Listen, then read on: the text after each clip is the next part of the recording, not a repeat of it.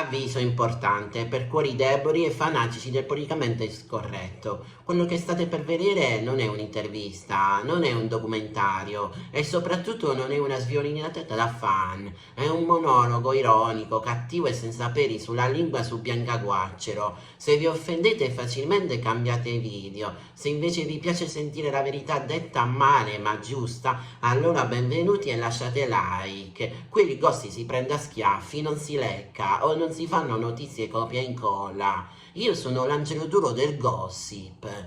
Ma torniamo a noi, Biancaguaccero, quella che è rimasta umile, sì, come i prezzi delle bollette dopo l'inflazione. I genitori dicono, è cresciuta nel mito della Carrà. Ah beh, allora è tutto chiaro. Io invece sono cresciuto nel mito sulla pizza surgelata. E infatti eccomi qua a insultare i VIP da uno sgabello immaginario, mentre la gente mangia davanti allo schermo. Ma torniamo a lei, Santa Bianca.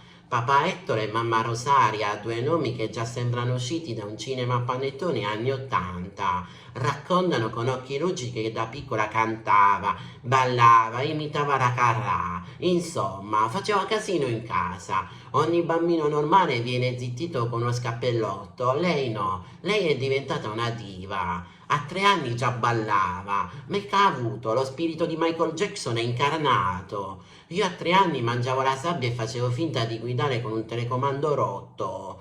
Lei invece faceva i musical. Certo, se nascevi guaccero invece che chicco, pure tu oggi conducevi Sanremo con la Clerici. Semplice e umile. Sì, come quando vai a Ballando con le Stelle e fai il discorso alla nazione più lungo del Quirinale, umile come chi, dopo aver perso a televoto saluta dicendo l'importante è che ho lasciato il segno sì, tipografio su lamina degli italiani. E vogliamo parlare della scuola di danza a 6 anni? Io a 6 anni andavo alla scuola a calcio e prendevo pallonate sui denti. Lei, frange, lustrini e passo di danza.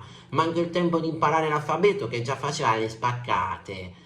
Poi arriva il colpo di scena, Miss Italia a 14 anni, cioè la selezione pugliese vince, alle finali non può andare perché è minorenne, per fortuna, altrimenti oggi avremmo la Guaccero anche su Netflix, e sai che palle, Miss Teenager, te la bruciate, tale cuore show, Ballando con le Stelle, insomma, una che più che carriera ha fatto il giro delle rotative televisive, ha lavorato come con Michael Bongiorno, Gelli Scotti, Pippo Franco, cioè è riuscita a sopravvivere a tutte le ere geologiche della TV italiana, è tipo il fossile della showgirl, ma con i tacchi. E la mamma dice, era vivace, simpatica, senza capricci, certo. Gli altri bambini si facevano venire rotite per non andare a danza, lei invece sorrideva mentre faceva la televendita con le cuginette. Già si vedeva che aveva due opzioni, diventare una conduttrice o una promoter nei centri commerciali. E la cosa che mi fa impazzire quando il padre dice la cinepresa si è bloccata per le lacrime di gioia. No, frate, si è bloccata perché era del 95 e la batteria durava tipo 10 minuti.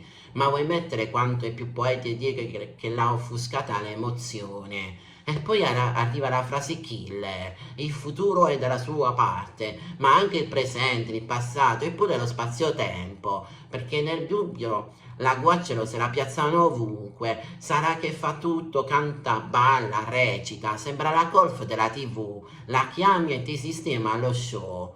Bianca Guaccero è la dimostrazione che in Italia se sei carina, balli un po', dici un'intervista che ami la semplicità, ti fanno pure il meteo. E mentre noi stiamo qui a rosicare, lei va in prima serata e dice che non ha mai perso le sue radici. Sì, ma neanche un contratto. Iscrivetevi al canale, questo come ho detto all'inizio è un video politicamente scorretto, è ironico, nulla contro Bianca Guaccero, i miei video sono cambiati, se vi piace il nuovo me iscrivetevi al canale, io sono l'angelo duro del gossip, qui è nata una nuova era, l'era dell'angelo duro del gossip, la rivoluzione.